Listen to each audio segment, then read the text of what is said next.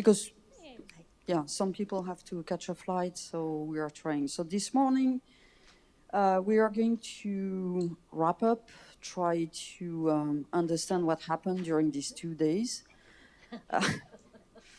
and try to think about how we can go forward in an efficient way. So we had a few words with Michelle yesterday evening, and she had the fantastic idea that every one of the panelists can just say 1 or 2 sentences about what they think is the main thing they took from the conference and what they see as a perspective, and then we can organize our thoughts about on the different categories. Do you want to start, Tsui-Fen? So, okay, so good morning. Yeah, first of all, thank you guys stay late for the discussion. And I think this conference is the first conference which really bringing a lot of people together. And even for me, I'm in the field, but I also learned a lot because there are some other papers I haven't read carefully, right? So there are new mechanisms of mutant in the nucleus. If you ask me 5 years ago, I would not say, oh, mutant will be in the nucleus. So all of these point to, we still have a lot to learn for VCP P97. Like there are different cofactors. Like one of the cofactors was Chris. Chris mentioned yesterday, like PLA, UFD3. It was actually discovered also using E-system involved in ubiquitin fusion degradation. But the mutation of that cofactor also cause other childhood microcephaly, neurodegenerative disease. They also don't know mechanism, but so there are a lot of things to learn. And one thing I want to point out is, QVCP is doing a lot to bring different tools, different methods for the community to use. So, any of the research you can use to utilize those tools, you should feel free to reach out to Alice and to Armelle. And also, like any of the things different researchers made, you should also feel free to make requests, because time is essential. If we keep repeating what people have done, making the same reagent, actually it's a waste of time. And finally, for iPS-derived cell, I do think we need a bigger pool of the patient line and to really find a consensus pathway, or even patient-specific pathway, because based on the study we have done and other, there's nice talk in the conference, if we just use a few, we might not get the right answer. So that's my comment. Well, I think Peter would be a good person to go. I was hoping I'd be last. This has been a fantastic conference. It's been a real treat to be able to bridge the gap between, or to tie everything together from things at the atomic level to cells, to tissue, to people. I would say the single biggest takeaway that I've had is that there remains a significant gap in understanding between the characterization of VCP at the biochemical level and what's happening with people. We've heard a lot about activation of VCP, gain of function, loss of function, nuclear function, cytoplasmic function. And as a structural biologist, I think the way that I approach science is that things fundamentally happen at the atomic level.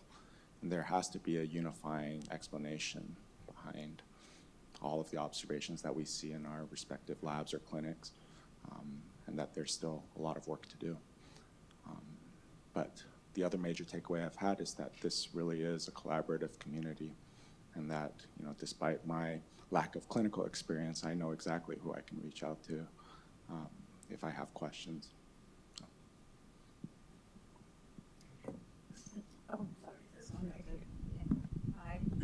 I'm Virginia Kimonis, and I echo your words that this really has been a fantastic conference. And I feel so privileged to have met so many amazing people doing amazing work, not necessarily in VCP disease, but teaching us a lot that we can learn as a smaller community. My goals for what I would like to see come out of this meeting is collaborations. So maybe, working together. We all have our expertise in different areas, and I think together we can do a lot more.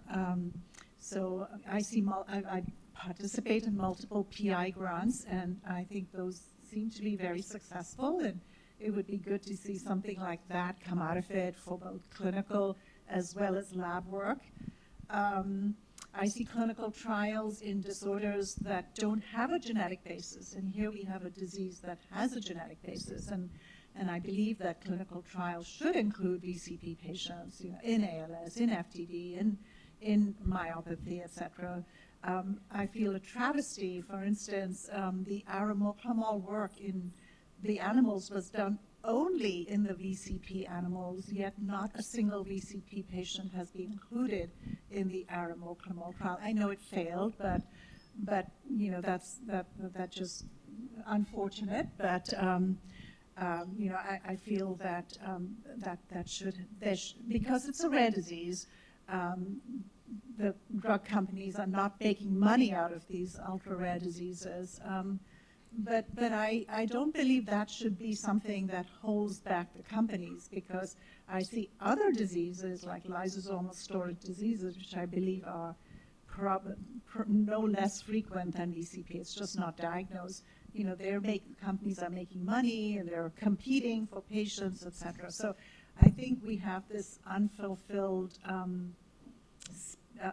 space that we need to be occupying for VCP disease patients. I think that was what I wanted to say. Also, we have heard some very promising studies that work in the lab, but getting it to the patient isn't always easy, and it's been referred to as the valley of death. And I know that agencies like the NIH, FDA are trying to make this gap less deep and less wide.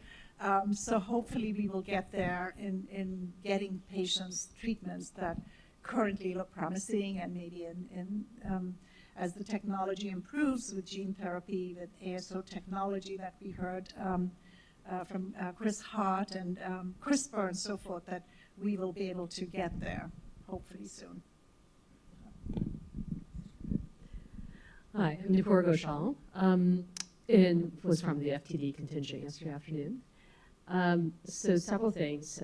Wonderful meeting, and so happy to hear, wanting to get, I hate to say like our community engaged, because I really don't see us as being separate. If anything has come out of this, it's the fact that we're all in the rare disease space and actually quite a bit more related to one another. It's not the VCP as version of FTD that is different.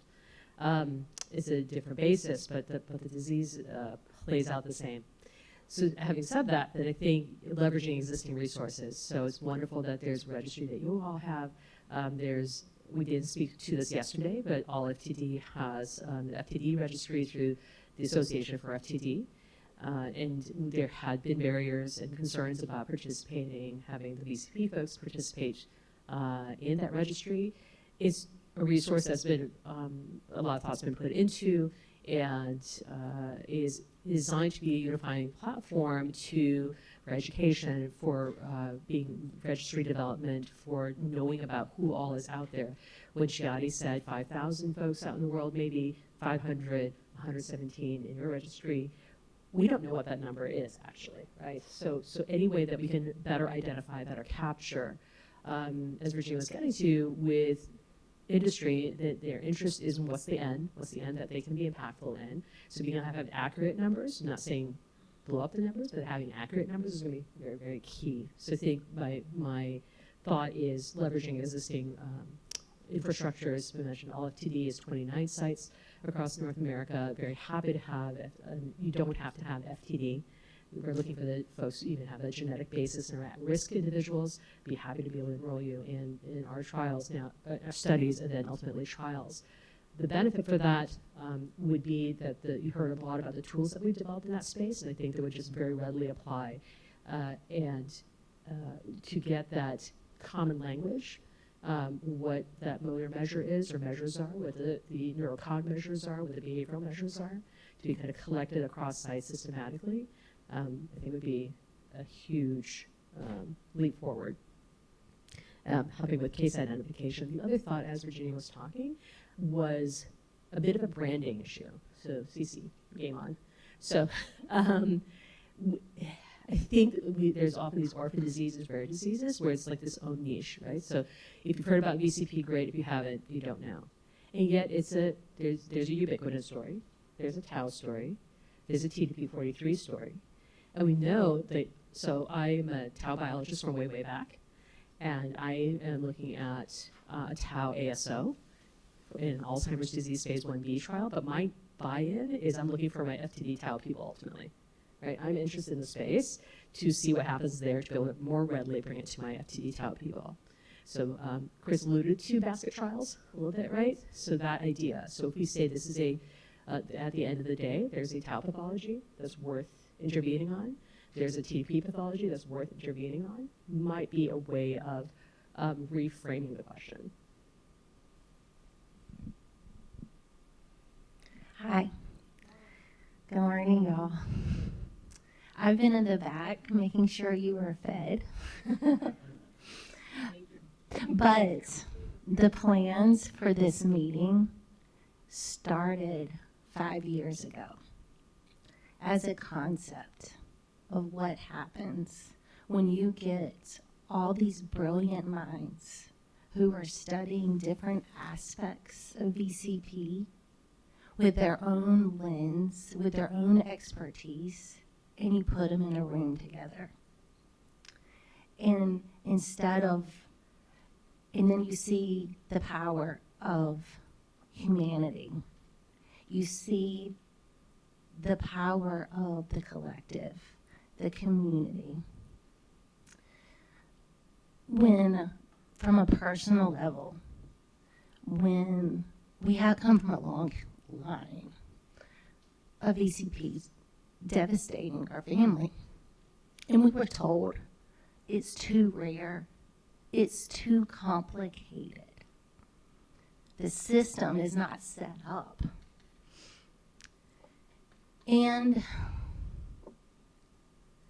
But the system shouldn't limit anything. You have to look at the system, and then the system has to change, then we change the system. We look at, okay, we need to measure it.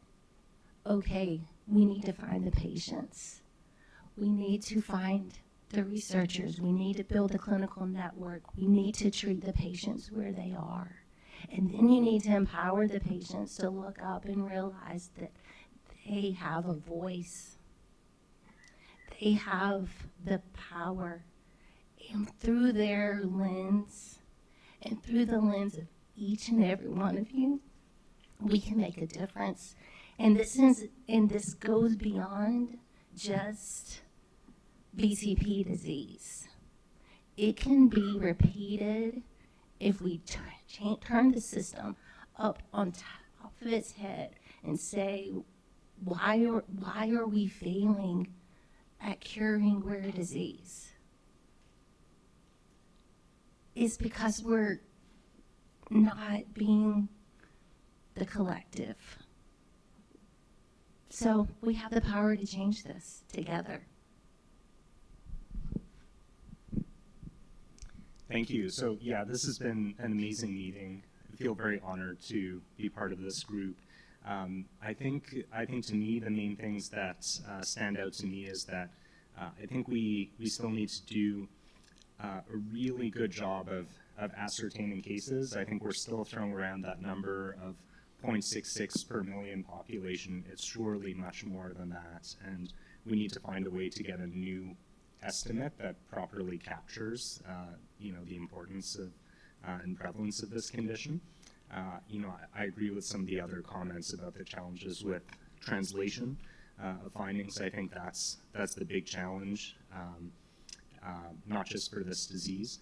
And I guess the other thing I wanted to highlight was a very nice point that Dr. Ghoshal made about how there are other pathologies that may be relevant to VCP that we need to bring into the conversation. But further to that, VCP is important to the pathology of of other diseases. We saw talk about how VCP inhibition, or VCP was important to the pathogenesis of ALS, for example. So, common diseases where VCP is very important, where work in a common disease might help us find treatment that's important for a rare disease, or vice versa, treatment for this disease that's very important to us might be relevant to something really common that's, where everybody knows somebody who has, ALS, for example. VCP is important to cancer,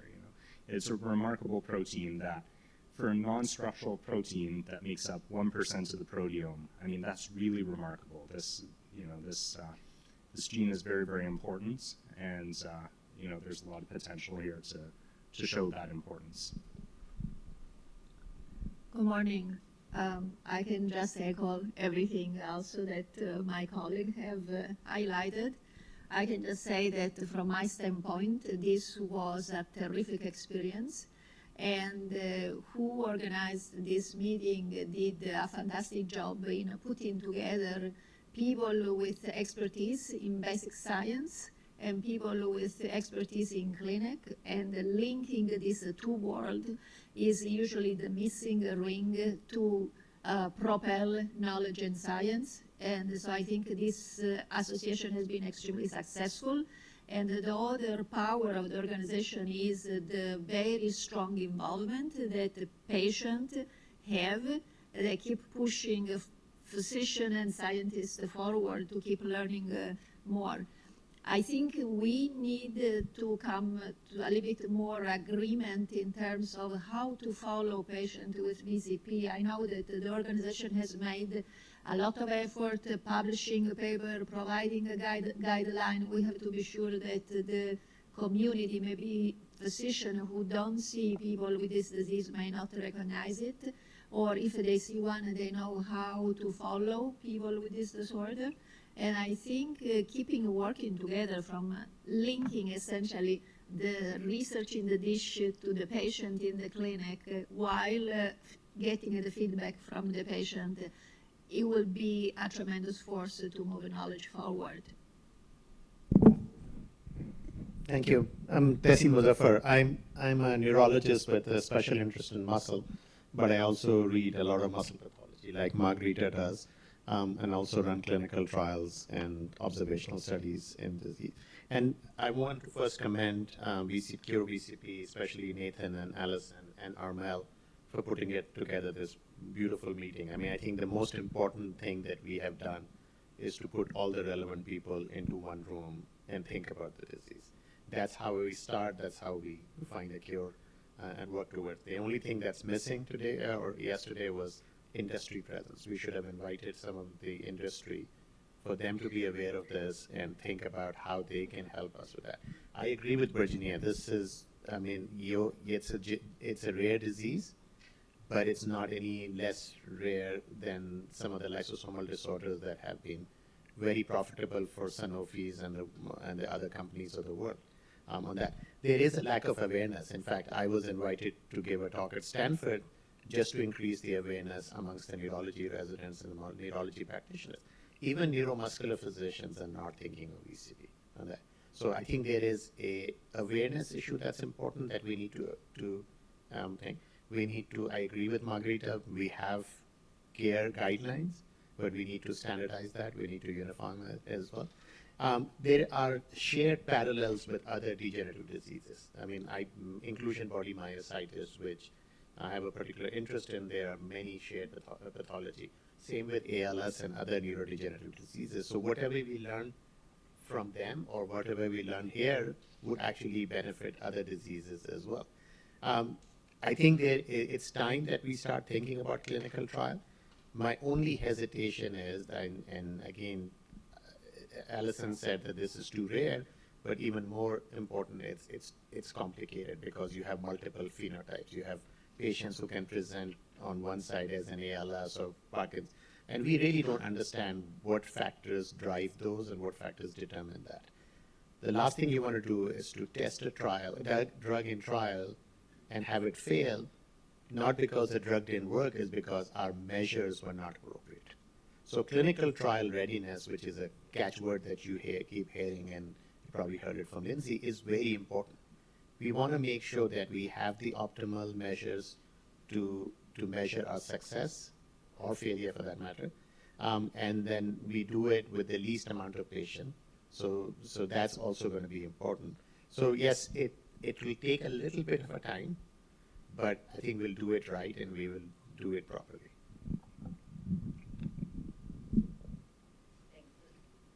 It's great, and it's good to go last because I can just talk about things that weren't talked about or try to bring it together. So in the basic biology, I think what I heard that's changed over time, maybe even since the last meeting we had, is an appreciation of following the network, that it's a network-based disease. It's going to be a network-based science that we're going to have to follow. So not looking at my favorite organelle or my favorite protein or my favorite function, but really thinking about that more broadly. I heard a lot of that.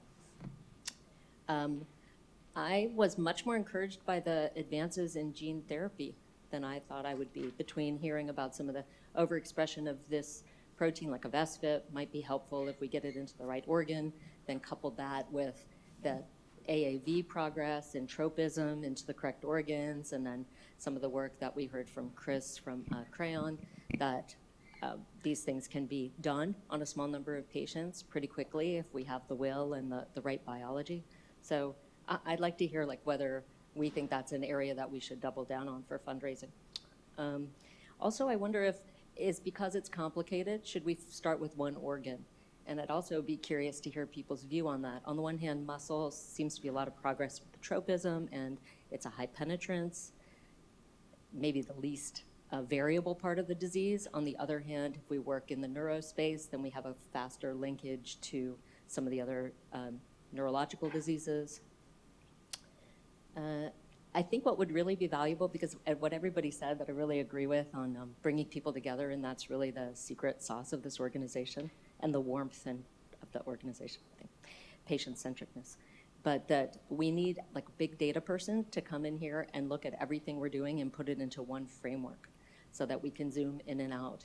And we don't have to be experts in everything to see everything and to see the connections. And for a scientist, that's a very hypothesis-generating approach, and that can be really, that can be game-changing. I don't know how to do it. I can kind of picture what it would look like, but that's I don't really know how to do that. And then the third thing that I was thinking about while everybody was talking here is the importance of advocacy, getting clinicians to know about the disease, and that's really something that Cure VCP can be doing.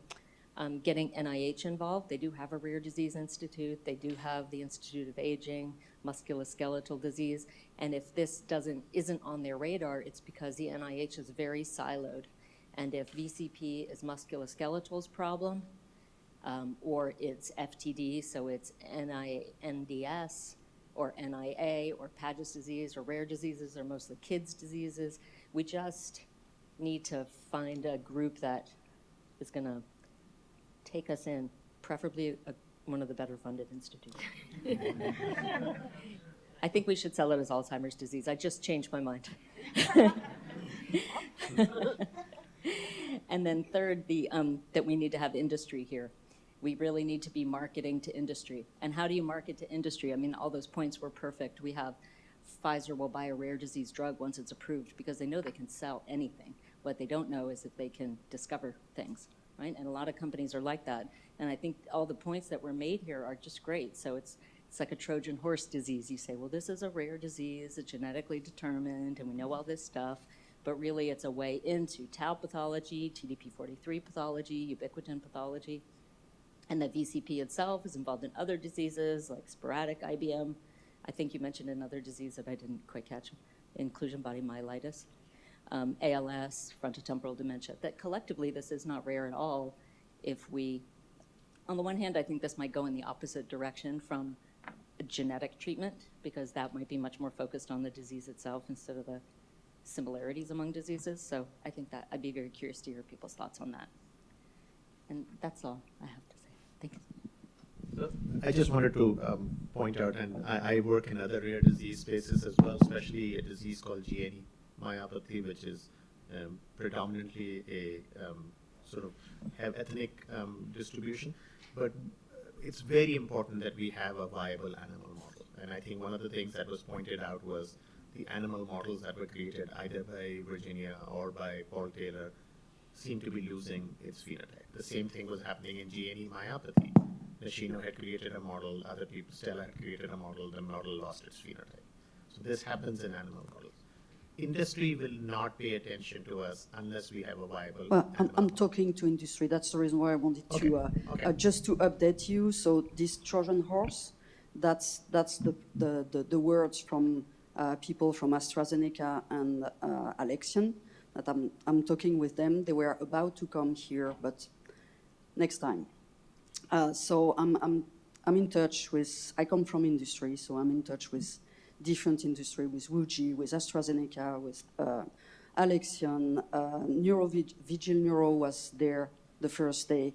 So and they are interested just because of this Trojan horse, as they say, and the fact that we are a very defined population, not that big, and the fact that, fortunately for the patient, there is a significant decline in 2 years, which means that compared to Alzheimer, for example, where they have a clinical trial of 5-10 years, they can have a clinical trial about a year or two with us. So they are really interested. It's just, if you give me time, I can, and dinners and everything. I pack my Saturday evening with them, so I'll get them. So for the, I think the industry is coming to us slowly. So one point that I would like to add is patient identification, and we talked about that with Margherita and Gerald and Virginia at the roundtable the first day. And there is, we have different action points I think we can work on by the education of the neurologist, and working with Paul, the CMO from GeneDx, will work on the idea of reclassification of the variants, and do we need to use whole genome sequencing or not, versus the panels, because where do we put our disease? We cannot be on every single panel. So that was all the discussion we had the first day, and I think it's going to help with patient identification. So what I would, my take from this meeting is that we cannot go for drug discovery or treatment the traditional way with VCP. It's way too complicated. The way we do usually is that you go for gene therapy or DNA, RNA, you do some agonist or antagonist of the protein, enzyme, or receptor, or you go for the signal transduction. Signal transduction here, forget it. It's too complicated. It goes everywhere. So no. The protein agonist, antagonist, I'm not sure. But when I heard at the first session, Anne Schultz, she's there. That was really, do we need to act directly on the structure? Do we need to modify the structure? Do we need to stabilize this modification of up and down? So I think even, Isabel, I know you have fever, you're tired, but maybe you can have some comment. She has a few ideas about how to do things. But I think we have to target either at the protein level the structure, or go before at the level of RNA or DNA, as we are doing now. Something else that I don't want to forget. I want to thank Brandon, Alison, Alexis. Those are our patients that are behind the scene and do everything. Camille, Joe. I don't mention Alison and Nathan because you know Alison and Nathan, they do everything. But Joe was going up and down with his car and and he brought her some donuts today. So, I mean, thank you. You're really great.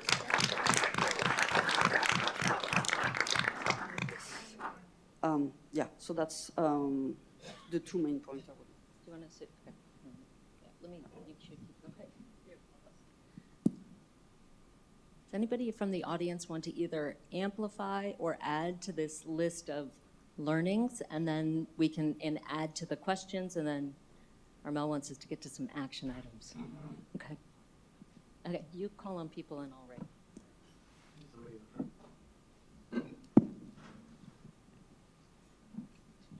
Thanks, Armelle. Yeah, so that's really loud, sorry. I want to echo, of course, like the meeting. It's so great to finally be here and see everybody and to kind of integrate.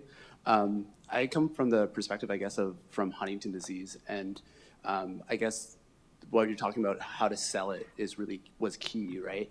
And for Huntington disease, I think the drug companies didn't want to quite go to it until they started to sell it as like the key target for like a monogenic disease, or like how to actually get ASOs or do genetic delivery. And once they got that, then they kind of got everybody on board. And it seemed to like selling it as like the quintessential target for neurodegeneration or for genetic diseases. And so I think, or I also want to highlight that one of the struggles I've had from getting funding is, so I came to it from an ALS perspective, is at least in the ALS world, is what I've been told, is like they don't want to touch VCP because it does do everything, right? And so they're like, oh, it just does everything, so it doesn't really, it's not involved in ALS, right? But so some of the talks throughout this were so perfect in kind of selling it in that way, that what it's affecting, what everybody in ALS is interested in, I should say, is TDP-43. And VCP is right above TDP-43. It's a master regulator. And I think what we're missing is selling it as this master regulator, right? It's messing up so many things. And it seems like it's a perfect target for potentially chemotherapeutics, but it's also like potentially going to fix a lot of things in ALS, that kind of thing. Like, I don't know, I feel like or at least I've been selling it wrong in terms of like, oh, it does all these things, it's really complicated, like, and confusing reviewers or industry. It's just like, this is a master regulator that if we can figure out the basic biology of this, we can figure out a lot of diseases. But that's at least my point of view. It's like, there's just so much we can figure out if we figure out what VCP does. But that's the hard thing, right, is it just does everything. So, but thank you.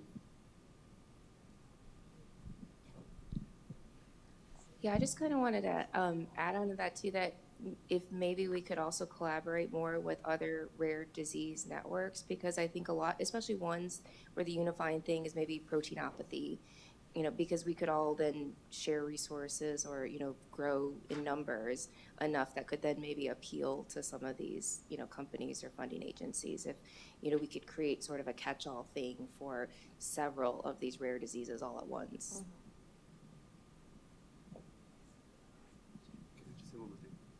Sorry, just on that selling point as well, like changing it to MSP was really helpful for grants as well, because when you try to say that it's, you know, inclusion body myopathy with Paget bone disease and frontal temporal dementia with or without ALS, and then they're like, okay, what does it do? And reviewers were always confused. Now I just say multisystem proteinopathy, and I might say some of the other things, but that again was already huge for selling it. So. Isabel, you have a microphone. Sorry, that credit go to Paul Taylor.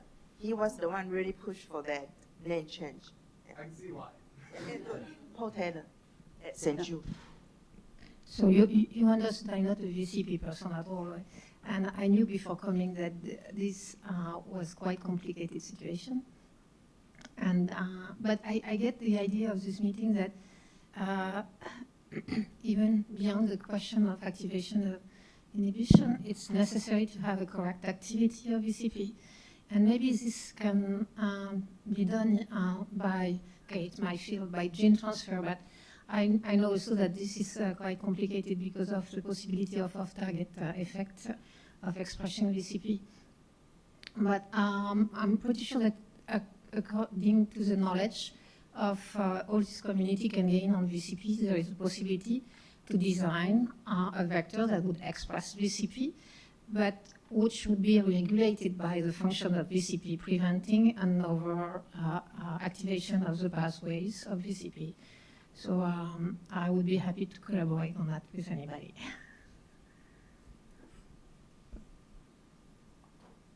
maybe because of my, there are another thing that interested me a lot in this conference is the lysosome dysregulation, the lysosomal damage, because we saw that this is also seen in muscular dystrophies. So we are working on that, and maybe there is a point of connection here as well.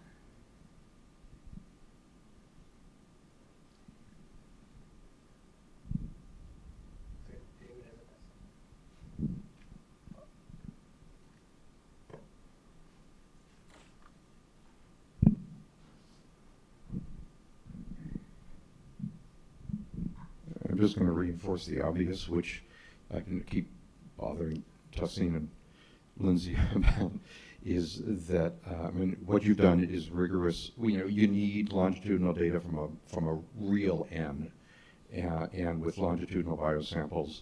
And I was suggesting clinic-based, but Lindsay pointed out that may not be rigorous enough, and I get that. But this is such a huge, I think a really critical part of anything like this is you've got to have, real bigger numbers of rigorously obtained longitudinal biosamples from people at risk and living with the condition. That's so important. That really should be something where money goes. And I know you've been working hard on trying to get that to happen, but that has to be a real financial commitment because that's going to be such a valuable source of information. Yeah, if I can comment on that, there are a lot of different biosamples a bit everywhere, and I think what we need is a central biobank somewhere where we can put all the different samples that we have. For example, in the Lindsay, she has she doesn't have it anymore because we use them, but she had the samples of urine and bloods and DNA at 0, 12 months, 24 months. But that's just one, and I know that there are many other people that have samples.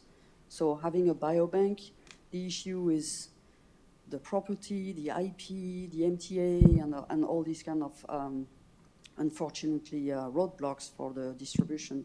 But I think organizing a central biobank of samples or even tissue would be beneficial. One in Europe, because it's held to send the samples in Europe. One in Europe and one in the US would be the best.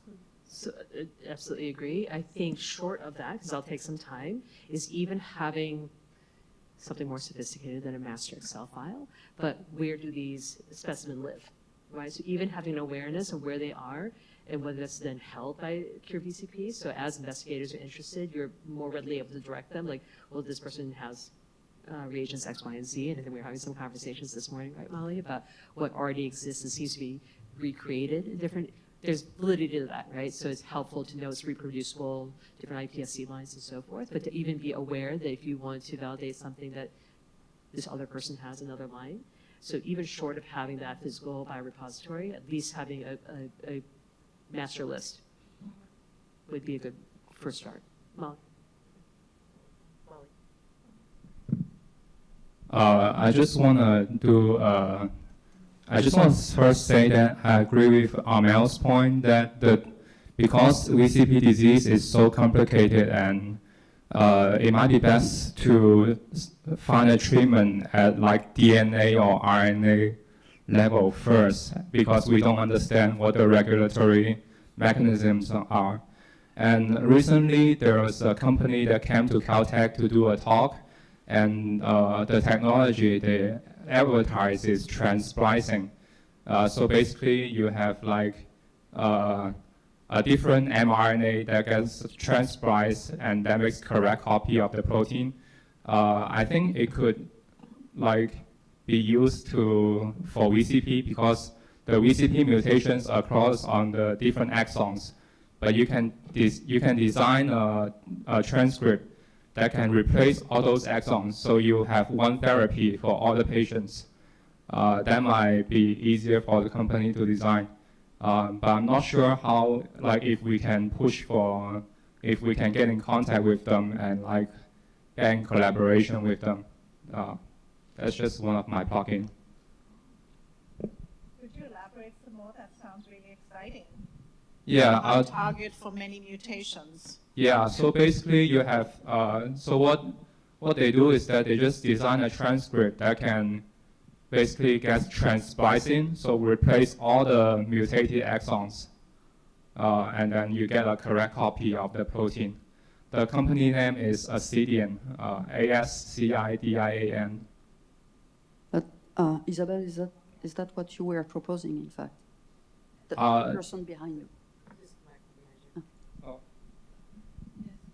I know this technology. We tested a long time ago. But or maybe it has improved yet. But it leads to a lot of target effect that are very difficult to control. All the event of at the level of splicing. So you really need to be careful about that.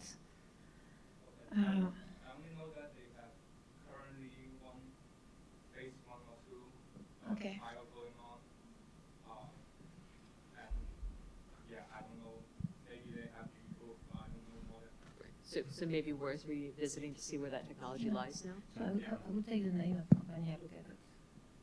I would take the name of the company and look at it, okay? Yep. Percent have the same mutations, so one could at least go there and at least fix that one mutation, right? Well, I think we currently have technology for that.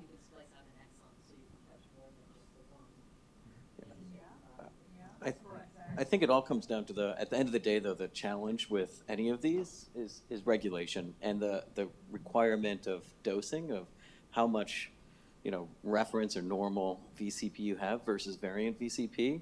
Transplicing, ASOs knocking down a pathogenic variant, upregulation of a de novo or a delivered gene, right? If you don't get the right copy number in, we know VCP will cause trouble if it's too much. We know we think maybe it's bad if it's too little. But we don't know, actually, on that side, if you have too little, we know it's bad developmentally. We know that you don't develop appropriately. You have these developmental phenotypes, but we don't know whether or not hemizygous expression is bad for adults.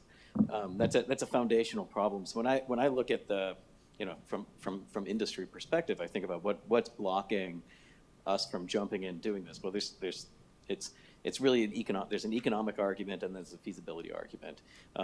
Since we don't know whether it's feasible right now, there's no way of making the economic argument. We don't know whether or not knocking down half of just the mutant versions of VCP will be beneficial. If it were, if we knew that was going to be path, then we can start thinking about the economic path of saying what would it take to move forward to create a drug, and at that point you can start having these discussions. And so I think it's really critical that we understand exactly how do we get to a place where we understand what is the requirements to get to a place where you can have some sort of normative expression of VCP, if that's the path you're going to go. Or are there other things? I was really excited about the SVIP, for instance. Is there other cofactors you can go in to have expression? Or if you're going to go in for secondary impacts to block the downstream impact of disease, say myopathies where you have these inclusion bodies, or other things. Are those places where we can go in and have impact? But trying to figure out exactly how do we make sure that we get to a place where we have a screening system or validation system to push them forward is in my mind the most critical thing to do, to either bring in the Trojan horse to get interest from everybody, or even if you want to focus on just we're going to build a drug for VCP. If you can make those economic arguments, but you have to make sure that you lower all the other risk factors associated with making the drug. Chris, can I just comment? So there's plenty of evidence indicating that hemizygotes do fine, at least in the animals. We don't know about, I'm still trying to find out about humans. I bet you there are patients out there with deletions of that entire region, but I've not been able to get my hands on that data yet. Yeah, Chris presented the developmental delay patients where they had what looked like true loss of functions on one allele because they're stop gains or otherwise. And right, the frame shift. The frame shifts, yeah. Mm-hmm, yeah. Yeah, but yeah, okay. I think something we didn't talk about at all during this meeting is all the oncology parts of VCP. And we need to stay aware that if you look at the different sarcoma, or there's a whole list of tumors that are due to either, which is strange, either an increase of VCP wild type or a decrease of VCP wild type. So going to modify, as Chris said, the level of VCP by, we take a risk to go from VCP MSP1 to oncology, and I think we should be careful about that. Yeah. I think that we should get some oncology people in here to think about that as clearly as we think about the VCP, because just because it's overexpressed or underexpressed, it's a master regulator, it's one of 1,000 mutants, I think that stuff is, yeah, I see, because I work on these hub proteins, right, these highly abundant, highly multifunctional proteins, and everything is upregulated. It's just it's not causative. It's not an answer, right, it's a question. Yeah, Molly? Yeah, I just have a couple of comments. Piggybacking off what Michelle said about the big data, I'm wondering if it would be useful, now that we have some of these proteomic data sets that Tsui-Fen has generated, our lab has generated, and Hemo has this diglide data set for lysosomal damage, whether it would be worth, or if you know anybody who can come in and sort of collate all this data, put it together so that people can actually go in and, we talked about hypothesis generation. It's all out there, but bringing it under one sort of umbrella would be really useful. And then the second comment I have is about the iPSC lines. We're seeing different things.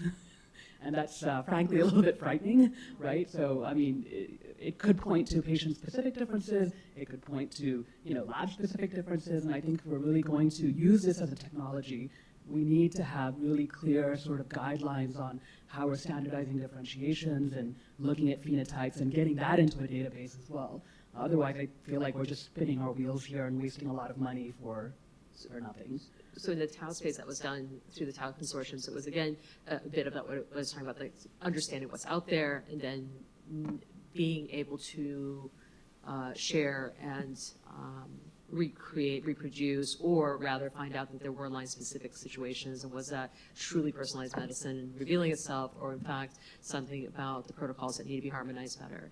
So I think that 100% that's there's utility in differences, and there's utility in understanding is that reflective of true disease or a protocol issue. Yeah. And then I have one more question about this multi-PI grant. I've been thinking about this for a long time.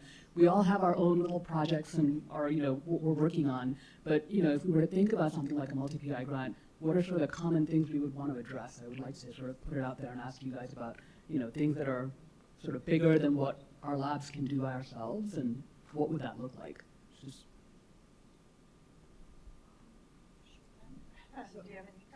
Yeah, so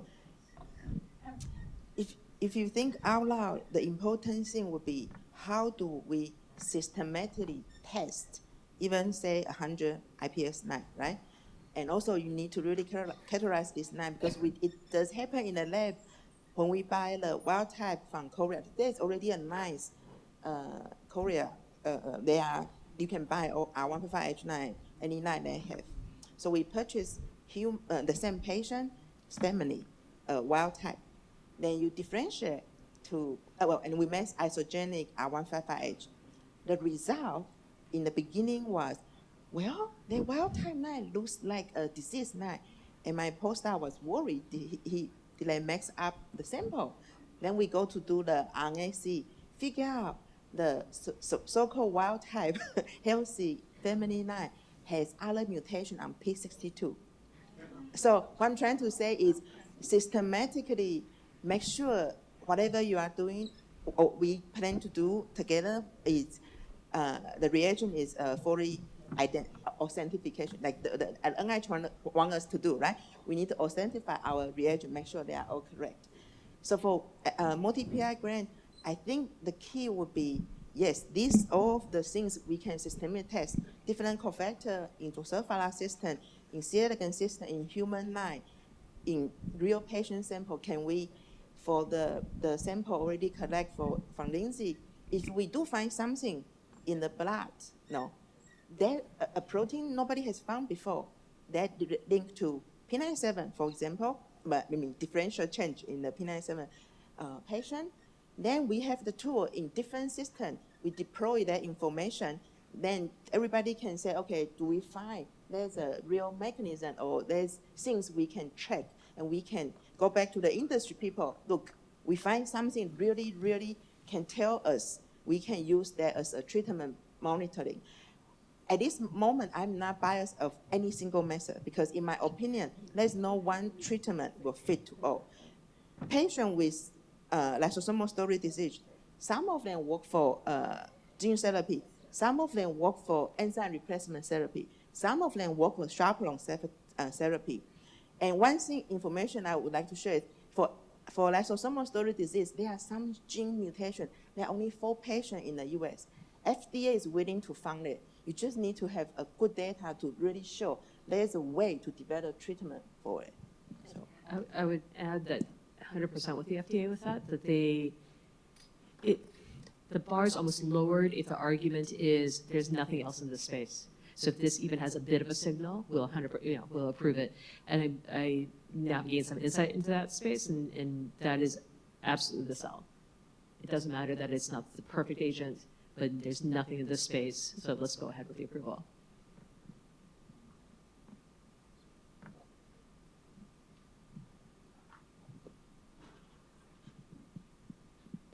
This is naive because I'm just a clinician, but we have access to the patient, so you guys need us. With regard with regard to the variability, you have access to the patients through Cure VCP disease, okay? I stand corrected. Okay, never mind. With respect to the variability of iPSC lines, I know Dr. Pfeffer is doing this. I mean, I hear from scientists in several disease states, lines from fibroblasts still have value because they do recapitulate the effect of aging and the epigenome. Am I correct or not?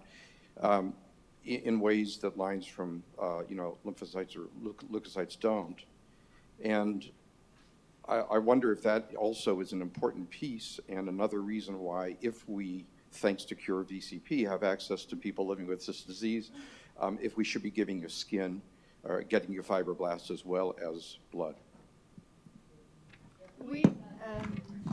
We actually offer, I work at Mayo, and we have a small biobank for patients who have a muscle disease with a specific gene defect, and we collect the skin biopsy for fibroblasts and eventually iPS and so on. So, but the bank requires support, obviously. So, but that bank is already there. I had shared with Armelle that we have a couple of specimens from a patient with VCP, but I think they have both the variant that the association already had access to the stem cells. So I want to clarify. We are a team, and clinicians are part of it. So people were asking who this gentleman is. He was invited here by a patient. Yeah, through a patient. Yeah. So all I'm saying is you have more patients. This is an autosomal dominant disease, okay? Presenting in different phenotypes. So a clinician, a neuromuscular clinician, does not have access or in someone here in this space, but the patients know their family members, and through advocacy and patient empowerment, we are reaching our patients and motivating them to get involved and build and donate. And there are people here that today that would say, you want my right arm? I will give it because it makes a difference to my family. So it's not that we don't have enough patients here. We're sprinkled everywhere, but we have to motivate the patients, and the way you motivate the patients and you build the infrastructure is making sure that we're continue to think outside the box, even among clinicians, even among university systems, even among countries. We have access to patients in different countries. So, I'm sorry. And our colleagues are doing panels in our behavioral neurology clinics, in our neuromuscular clinics, and some of our colleagues may not know. They may have one or two, not 10, people with one of these VCP mutations, and they may not realize the value of those people participating. So we need to talk to our colleagues in the behavioral neurology clinics and the neuromuscular clinics, for that matter, in the bone disease clinics, and say, who you got? Mm-hmm. Well, yeah, I mean, it's an education, it's patient education, it's clinician education, it's awareness among researchers that it's so broad, the amount of advocacy that needs to happen with each individual person, and I see the lens. I know, I do know a few clinicians, and I talk to them, and I understand the infrastructure that's there, and the pressures of your own. I don't live it, but I hear you. I see that lens, but we can rethink it. And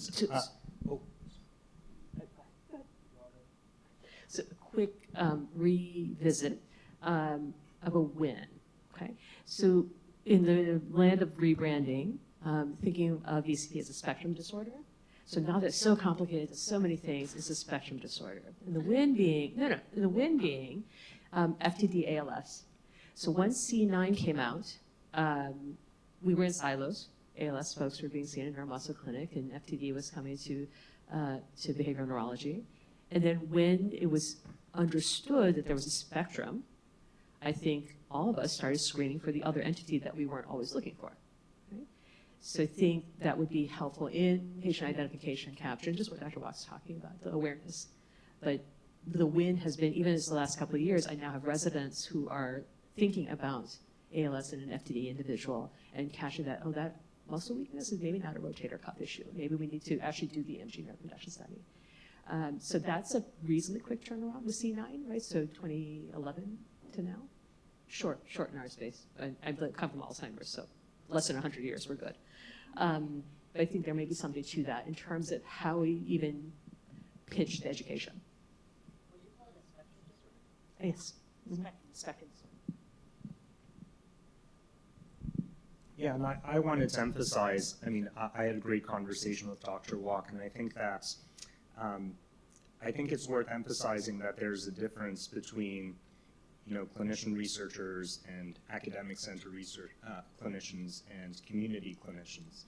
And I think it's common for us to undervalue community clinicians. I learned this in a very direct way with a different population that we're working with, where we think that we're engaged with the patients, we think that we're able to recruit them, but we know that there are family members that we can't reach. But then we get connected with their community clinician, and they're like, oh yeah, the whole family is in my clinic. I've got a relationship with every single one of them. And so there is so much power in the engagement of community clinicians or peer clinicians, and I think we definitely have to make sure that we bring people in, bring those people in, and emphasize their importance to our community too. I think it comes down to trust, and it's a trust on every level. I mean, it's the trust, like the community clinician, right? The patient trusts that community clinician. The patient trusts their family member. The patient trusts when Kimi calls them and says, hey, there's this cool thing. I think we can do it. But there's also trust that's been built in this room today that, hey, this research that I'm working on right here could help someone else. And I just think it's cool. Sorry, I got a little motivated, but like, this is so freaking awesome. So sorry. Since you have the microphone, jump into something else, but I'm thinking about it. Could you explain a little bit and comment on combined brain? That's which ones? Yeah. So part of the reason why we've been able to build the infrastructure to be able to support this meeting is because we have access to other patient groups are walking the same walk we are with their own disease space. And so Combined Brain is a consortium of around 100 different patient groups that got together and wanted to systematically address all the barriers that rare diseases face.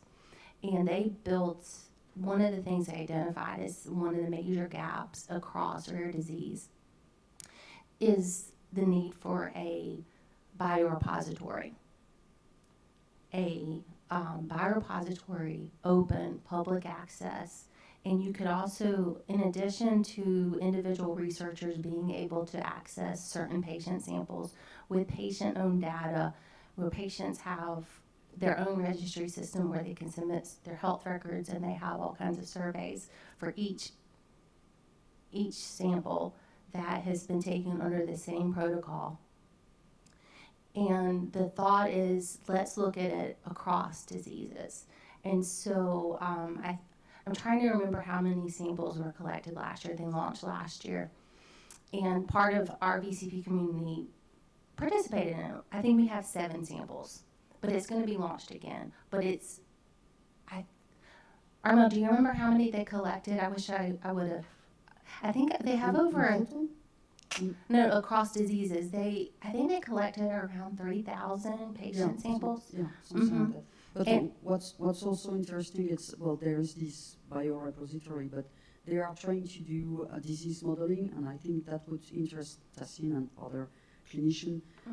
They work on disease modeling, and they try to see if they can adapt one disease modeling or use what they learn from one disease to the other to do disease modeling. And something else, I forgot. There are 3 things: biorepository, disease modeling, well, and so biomarkers. Biomarkers. Sorry. Yeah. That's why you create a repository to help find biomarkers. Yeah. So we are participating to the biomarkers through Combined Brain, and the model disease will be later.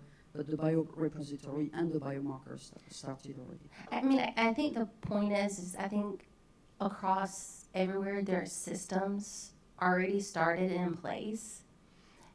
And I think each of them just needs to be accessed.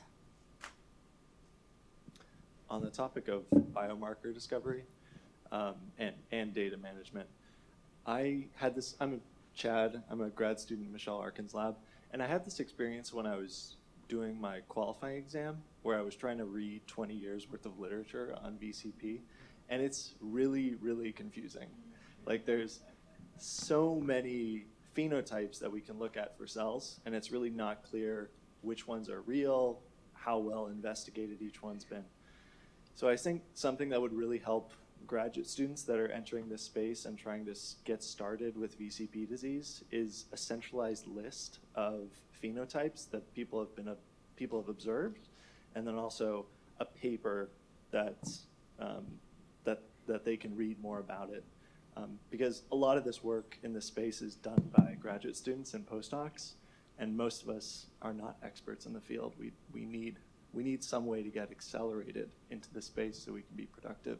So did you read all of the paper yet? We can start to write a multi-PI review or multi-student review on the field. I think the problem with I don't want to take away from all the good reviews that are out there, but they age pretty quickly in this space. So I actually mentioned this to Alyssa earlier. You hadn't looked yet. We created the START. Armelle actually had this idea about, was it 6 months ago, a year ago? And so she did a peer review She did a lit review, and she submitted to me all what she thought was just the basic, essential public research. And so we put it on our website. I invite each of y'all to go under the For Researchers page. I put it in there. I have no idea what I was typing. So give me a little bit of leeway. But they're Armelle's words. I probed them in there. It's the start. And if each of you could go and look at it, I can change it. If there's another article, if we want to restructure it a different way, maybe this isn't the vehicle, the pathway that we want to do, but it's a start. And if y'all want to go ahead and take a look and email me and Armelle, and maybe this is what we start with and then we build something bigger, but it's there, and she designed it for that intense purpose, is with the thought of, if I was new to the VCP space, what is the essential knowledge? She wanted me to title it VCP at a glance, and I said, there's absolutely no way I can write VCP at a glance on my patient advocacy page, because my patients would be like, this isn't at a glance. So anyway, it's resources. We put it as resources. You have also material resources like antibodies and different kits you can get that are necessary, all the different assays. Yeah. So to answer your question, in Canada's Neuromuscular Network has a summer school every couple of years for graduate students and fellows talking about common methods in neuromuscular disease research in general.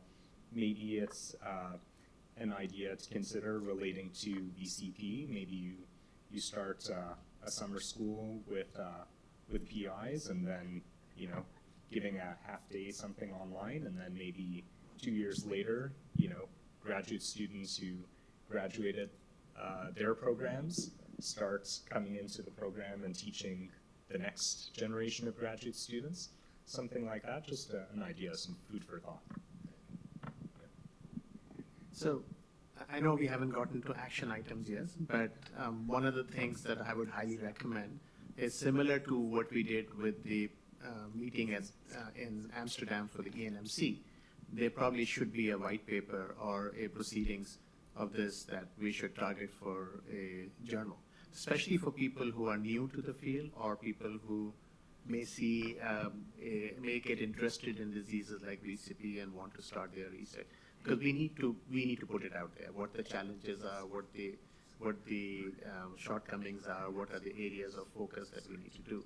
So I think a paper coming out of this 3-day meeting is very important. Tahseen, do you know if, like for AAN's continuum, if there's been, that's another way of reaching, at least neurology trainees at a good stage so they become aware, so this is a CME-derived resource for neurology trainees and neurologists in the field through the American Academy of Neurology, and so they have thematic issues every couple of months. Yeah, so Continuum hasn't specifically done anything on VCP. We had a review article with Manisha Korb and Virginia that is usually cited, but I don't think Continuum has done something like that. So I think in the space of thinking about educating, it's still technical of your audience, but getting the awareness so people are at least thinking about when I see a person entertaining VCP disease. I think another area that I see this as a gap to fill is perhaps reaching a rheumatologist. So something that happened recurrently in my experience, I read sometimes muscle biopsies of a patient who are not seen at my institution. So I just get the sample and essentially no clinical history, or perhaps just a patient with weakness. And so the biopsy may be requested by a rheumatologist, and when the report goes back describing rimmed vacuoles on the biopsy, sometimes leads to the impression that the patient may have inclusion body myositis if that report does not go in the hand of the right clinician. So perhaps trying to educate the rheumatologists, even if this is not a rheumatological disease, as possibility that if you get a biopsy, you see the rim vacuole, or somebody says inclusion body myopathy or myopathy with rim vacuole, there is something behind the inclusion body myositis, so perhaps that patient need to go to the right physician. So normally I put editorial comments on the biopsy. If I see rim vacuoles, I would usually give a differential diagnosis and recommend genetic testing. Yeah, I mean, it's right. I mean, the way the medicine is taught in the US, it's very funny because somebody comes in with weakness and high CK, they get referred to rheumatology. They don't necessarily get referred to neurology. It's a referral bias. So if I can interrupt, you heard the bell. That was not a mistake. So surprise, you are observed by a company that is called Sketch Effects, and they are going to summarize everything we talked about in a sketch. So they still have 10 minutes online.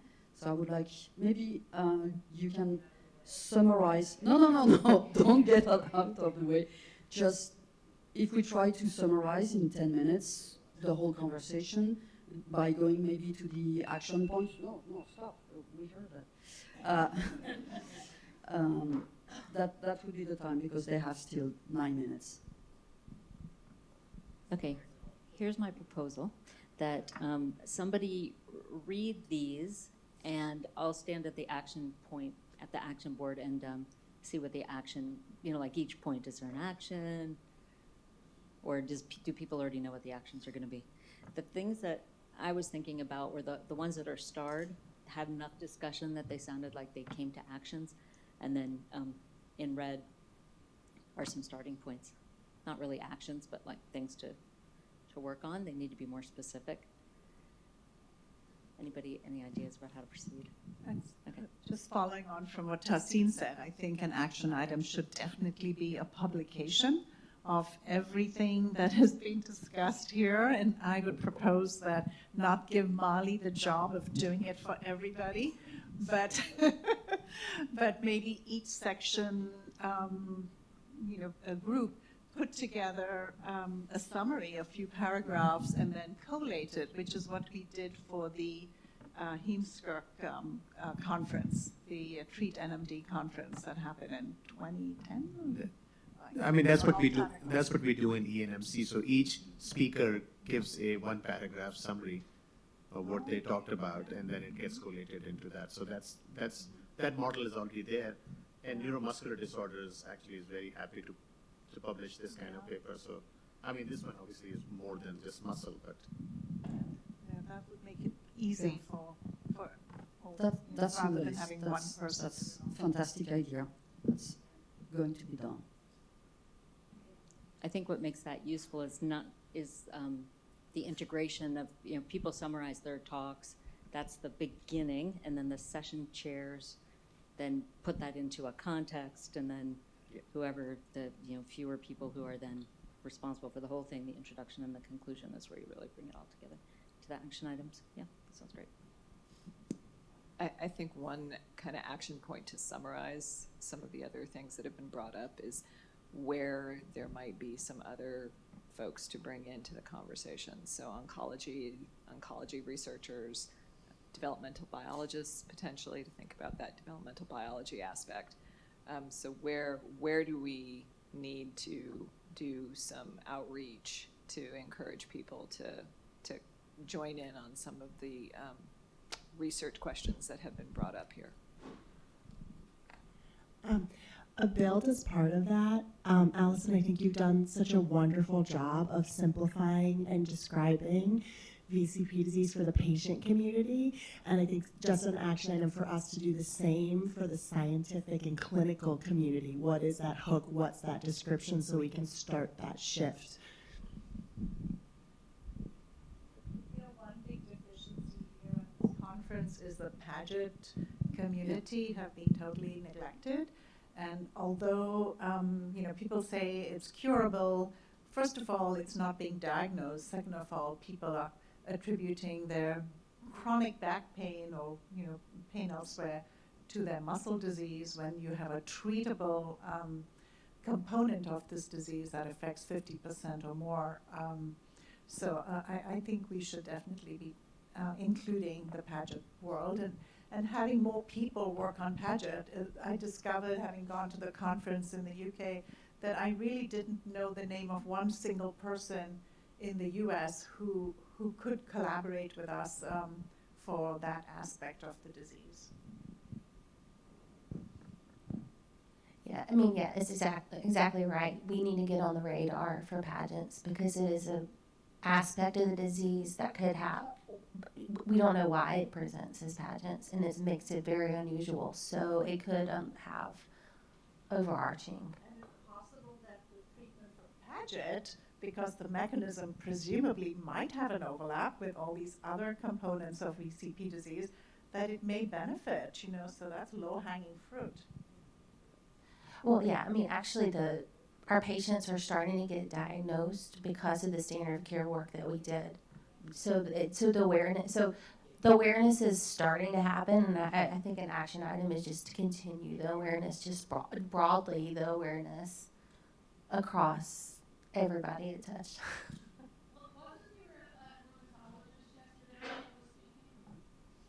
Yeah.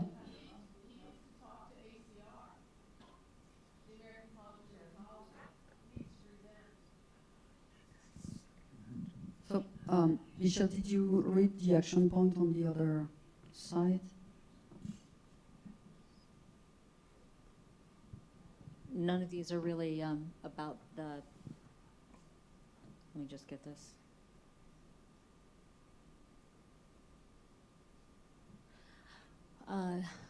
Data management, so that's the repository information, omics data, putting it into a sketch, but a sketch that you can zoom in and out of. I think that's they're experts in that, and I know one or two of them, but probably maybe everybody here can make a recommendation. So does that rise to the level of an action item? Do we think that that's impactful enough to put as for this year? Well, the idea just to start this data management was maybe to organize a hackathon when we have the whole genome sequencing that's coming on, and if we can have access to the registry, the whole genome sequencing, any kind of data, sorry in English, and put people together in a room with pizza or I'm going to call it data integration. I did want to highlight just the standardized protocol. It's been mentioned many times, but I just did want to make sure that we highlight the standardized protocols that are broadly accepted. And going on with standardization, I think we need standardization not only on the clinic, but also on the biology. So I think they are standardizing between Marley, Dale, Stephanie, for the iPSC, the way to grow and differentiate the iPSCs. Try to use the same medium, these kind of things. So maybe we need to have a kind of workshop or yeah.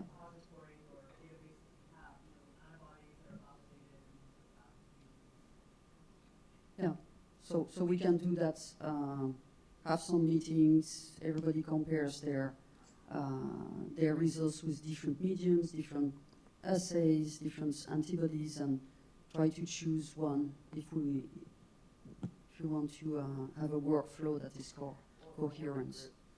Or a working group. Yeah, I think we started these scientific focus groups. That's really why there's just kind of this already we know you kind of feel warmth. But I think we really can expand that focus group and make it a real network. And have some of it be these working group meetings of a focused agenda instead of learning science. Yeah. Okay, good. Got that on there. Standardization, so I think we have that on there. I'm not sure if this is standardization or more sharing the workload. So if we're going to have an iPSC-derived bank or a direct differentiation, are we going to parse that, decide as a group what we should do and parse that out and look for funding that can cover that kind of consortium-based work? Same with assays. Does one person focus on lysosome, or how do we divide and conquer that workload. Is that a this year thing or a next year thing? Start talking about it, or get the bang? I mean, I think that's a great point. I think we start with the working groups and let's figure out what we have and good pathway from that. I think we definitely plans to regroup more regularly. So I want to come back to the animal model idea. I'm not sure if I'm being old-fashioned, but I think we really need a good animal model, and I think part of the focus should be to encourage some of the researchers to develop animal models. Mali? Make the mouse, because they have this diversity outbred strains, and so you can cross your mouse to all these other strains of mice, and they've identified for AD, I think, really fantastic like suppressors and modifiers of disease. And given that we don't see a phenotype, I feel like rather than having one lab do this, I think sending it to the experts and having them do it and then do the crosses would be great. Yeah, I talked to Jackson Labs. I wanted them to do it for free. They didn't agree because we have already 4. Yeah. Yeah. How much would it cost, Molly, to do that? 120. 120,000. I can find out from Angela Leck, because for the NDF, for the Neuromuscular Disease Foundation, we are working with Jackson to create an animal model for GNE, and they're also working on some of the gene therapy constructs there. So Angela Leck from MDA would actually know the exact. Does anyone have a contact? Somebody mentioned Nishina, Patsy Nishina at Jackson as a really good contact. I know several people. Oh, okay. I also think it might be the same thing for iPSC, though, because iPSC is the other work to maintain, to send, and to fully characterize, make sure they are the right one. I know Jason Lab do that for the NIA car project. I just don't know how much it costs for them to maintain, to do the work. Yeah, I think a really good iPSC. Do people feel like we know enough about, given that animal models are expensive, do we use animal models and these crosses as hypothesis generating things or testing things? So is it, we look in iPSCs, we have to look, or derived cells, we have to look broadly because we have diverse phenotypes, then we settle on what phenotypes we want to model in the animals, and then we develop animal models? Or do we use the animal models to give us an idea about what we should be looking at? Well, we need an animal model that has a strong phenotype, right? So that's the deficiency. So maybe we want to know what the phenotypes are first. Yeah. Yeah. Mm-hmm. Okay. Yeah, and talking to the FDA, they are more and more accepting the patient-derived organoids. They like that. And they are going away from mice models, and they are going further with the patient-derived organoids. That's the reason why we base our screening on organoids. Yeah, I think the challenge I see with the animal model, the challenge I see with animal models is simply that it's hard to get age-related diseases to model well in animals, and they end up being quite contrived at the end of the day. Huntington is a great example of one where the models, they work, but are they really good recapitulators of human disease? Do they help you actually make better drugs? Same thing with even diseases like NASH or any of them. The animal models are great for hypothesis generating, maybe if you can do backcross, but from a perspective of recapitulating human biology of something that happens 40 years after life, a mouse just doesn't do it very well. Yeah, that's why you really want to know what you're trying to test. That's why, because like in AD, right, we have AD models for different phenotypes that we're trying to observe. Yeah. So one point I would like to add is maybe a bit the small molecule side, where that would be possible to initiate drug screens that act directly on VCP, where the readout would be whether we can achieve a shift in this NTD equilibrium. So I was wondering with Armelle, maybe if you could put us in touch with people who are specialized for drug screens, because we have a very good readout, right, of the VCP phenotype in that sense. Yeah, so NCATs are sponsoring, and I think you should talk to Michelle. Exactly. I think we're not being as specific as projects, but maybe we should have an action item or two here that's around planning or fundraising or getting a plan together. Small molecule therapy, what should it look like and who should do it? I mean, we can get started, but then we can always go to bigger libraries later too. And well, you know what we're talking about. So I also have some molecule can send you that. Cell models and there's one company called Atomwise in San Francisco area. They are using AI to, I don't know if you know the company. It's still structure based. You need a protein to have structure, and they don't want to find a compound that bind to non-binding pocket, so it's to bind allosteric site. So one of the set of the thing they did for us is to find a compound bind to the end domain. But it just, if you have assay, you can test, we can send you can see if you really bind to the end domain. Yeah. I think one thing that's really been neglected here, and that perhaps this is my bias, but the inflammatory part of this disease and how much the penetrance may be due to virological infections. There's also 15% of human cancers are induced by viruses. So I wonder if, particularly for neurological, neurotropic viruses, that's actually been looked at.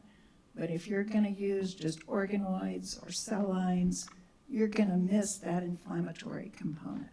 And that you will see in animal models. So the traditional muscle disease doesn't have any inflammation, unlike inclusion body myositis, which is what it's normally confused with. So it's a myopathy. Now, there may be markers for inflammation that show up, but traditional lymphocytic or histiocytic inflammation is not typically seen.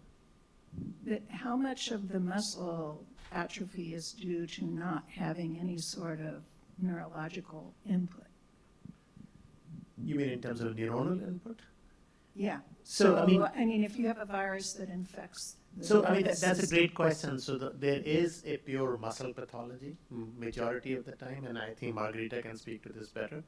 And then there are cases that have mixed pathology, both nerve and muscle pathology. Unlike ALS, I don't think anyone has really looked at neuromuscular junctions, in ALS, we think the disease starts with a neuromuscular junction. So we haven't done that in this disease.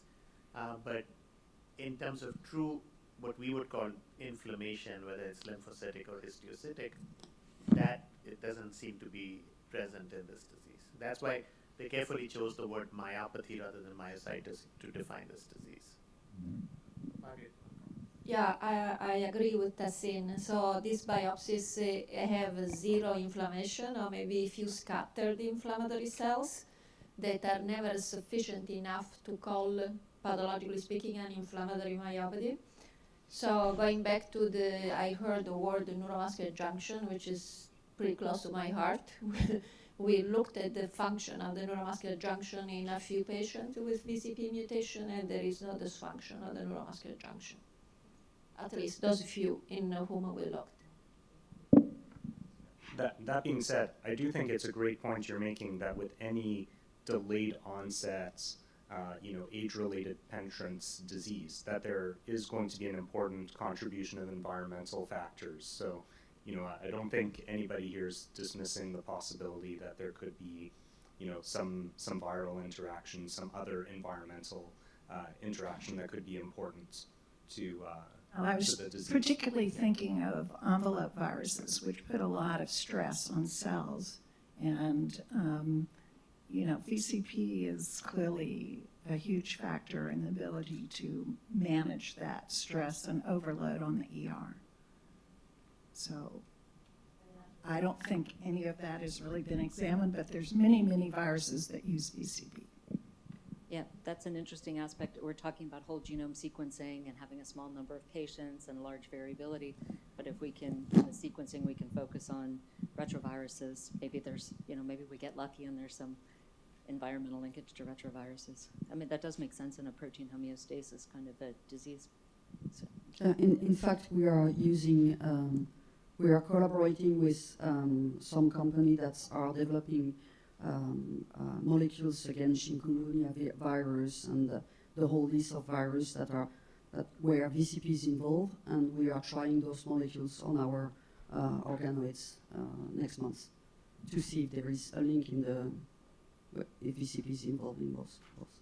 I do want to share just something. In 2014, we looked at plasma, frozen plasma from patients.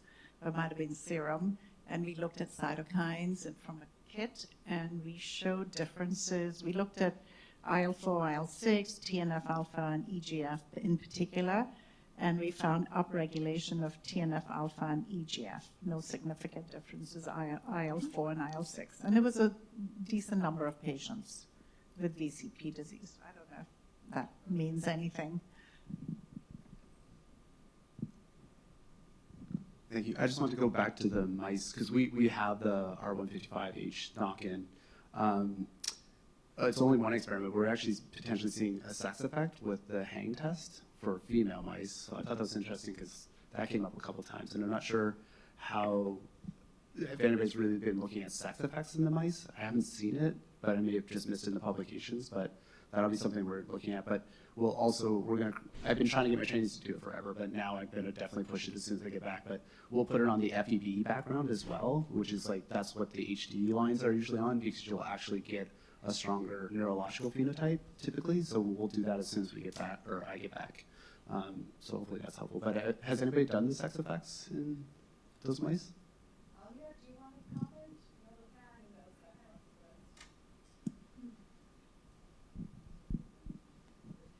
Yeah, I think I observed something like this, like the females have a milder phenotype, and I checked with Dr. Kimonis. She said probably that's true also for the patients.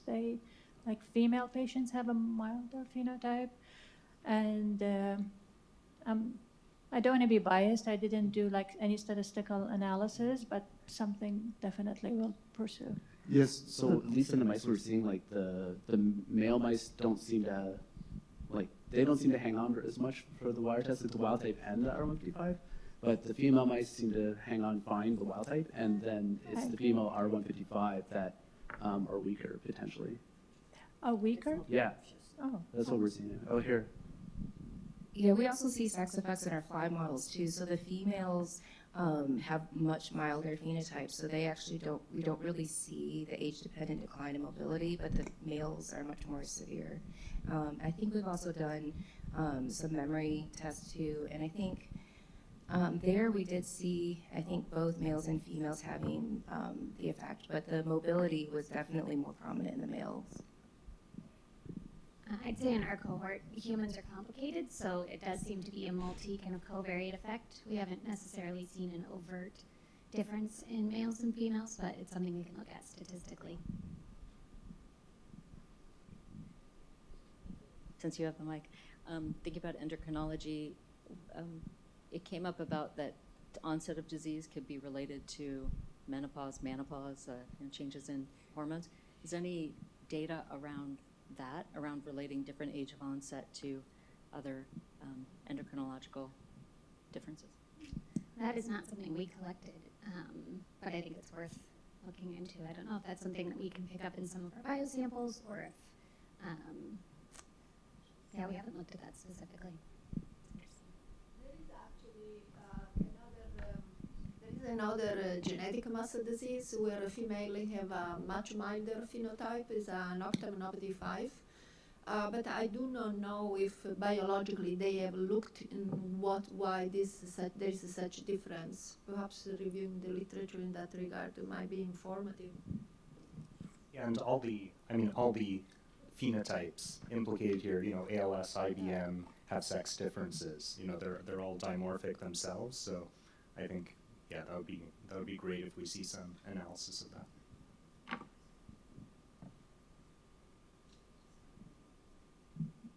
Well, I think it's almost time to conclude. Michelle, Tsui-Fen, do you want Tsui-Fen? You're the co-host. You want to? You initiated. You should conclude. So for this session, we learn a lot. We have a lot of things to do, and the main take-home message, in my opinion, is we do need some animal model. Luckily, we have already. So now it's to see how we can learn and use, and how to have standardized even for correcting different experiment, easy, biochemical, biology, cell line, even collecting human sample. I think those is important for VCP disease. And how do we work together? So after this, the focus group, I think we still had a monthly meeting, and contact Armelle, she will invite you if you are interested to participate, and then have the paper to summarize what we discussed and what are outstanding important questions we should try to address. So, and plan for the next one. So I do think this meeting is important and bring more people together. Like other disease, I do like the master regulator, because I do know even for the old NO240, there are people doing clinical trial for other eye disease. So I would like to invite a speaker, next time, and he came far away from Germany to attend the poster session. I was actually not, I didn't see he wants to come.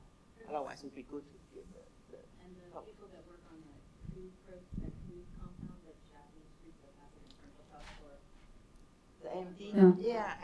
Yes. Right, but I think the same person I mentioned, they tried a compound and it doesn't seem to work.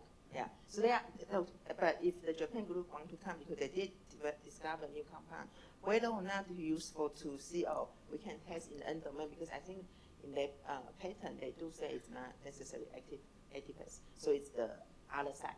I don't know if it's end domain. So there are a lot of things we can work together, and also, for students, for postdoc, if you need any help to get things going or move on to your next stage of career, need anything, you should feel free to reach out to this community, and we'll be more than happy to help. Just going to say add job postings to our websites and What? I didn't add hear. job postings to the website, just to that idea that to bring the community in, something like a postdoctoral position, to on the Cure VCP website. Sharing new articles, perhaps, and new grants, or new projects that will recruit patients. Yeah, something like that, like more of Yeah, an yeah. active repository. We're interfering. We're thinking to have maybe a kind of Slack or a page where you can all interact, ask questions, and it stays in the community instead of having 100 emails a day. Who uses Slack? Okay, we have a critical on this group. Did we have a lot of Slack users on? Yeah. Okay. Yeah. So we'll work on that. Yeah. Lauren?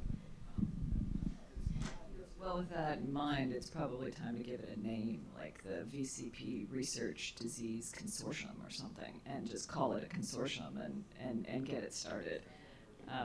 And then people will find it and come in, follow Feigenbaum's consortium model, and then you can have the Slack can really start asking questions and posing things, and people can go back and forth, and it'd be a singular entity that people could point to at that point.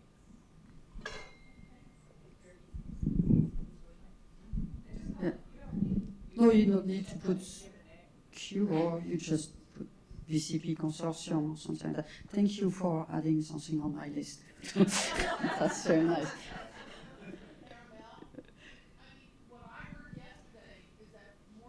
Would maybe, I didn't think I needed that. But anyway, I thought multi-system proteinopathy 1, I think, am I right that we need to start moving towards that instead of, I know our organization's called Cure VCP disease because it was a heck of a lot easier than IBM PFD. But I think now we really need to transition to the multi-system proteinopathy 1. Am I right? Then you exclude the other mutation that could trigger other disease, like Chris was saying, IDD. So that's something that has to be decided at the board of Cure VCP disease. But And because there is the oncology, there is I can't say this word. When people Google psoriasis, there's when a people lot. Google VCP, they get cure VCP disease. In terms of adding to diagnosis, when you get the gene panel back, it says VCP, and so people go and Google it and they find us. So that's, I mean, there's lots of, I mean, we came up with cure VCP disease just because it was a name. We didn't care. But I think it works. I mean, yeah, because people look at the gene, as you said, so they find the standard of care is under that name, so that it's not the time to change the organization's name, rather the consortium, rather the building off of this, because you have the brand recognition. God, I sound like a salesperson. But in another life, we do women in medicine, and there was an interest from some health partners say, can we do women in healthcare? Like, yeah, the national movement is women in medicine. There's something to that moniker and having traction. And in the same way, I would say Cure VCP has that. Kudos. So that's not the piece to change, but I do think when we talk about master regulators, so these other, as we're writing papers and out in the community and giving talks or doing lectures or continuum or whatever else, that we start using this language more uniformly across the board, and including, yes, IBM PFD is a mouthful, and being able to go to MSP1, talking about the other co-pathologies. I'm just going to keep shilling for that on this action item.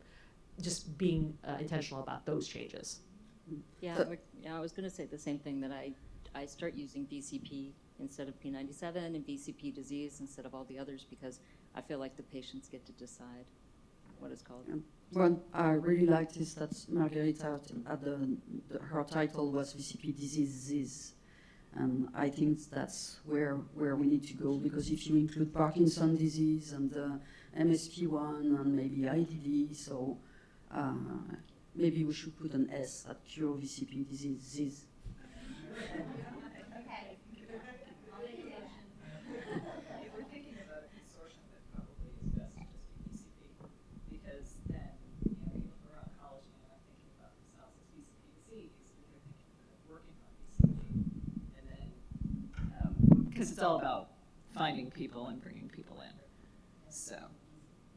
And now the new autism, they don't have multi-system proteinopathy, so it would be more inclusive. So we call it VCP Foundation, or VCP Consortium, the VCP Consortium. VCP disease has to be, correct the gene that you want to, which is the disease. Yeah, we definitely do not want to cure VCP, because VCP is a very important protein in our body. Well, whatever the Slack channel is called is what we're going to call it. So get board approval before you start the Slack channel. I don't know. I don't do anything with that Nathan and Alison and the whole board and Maureen and.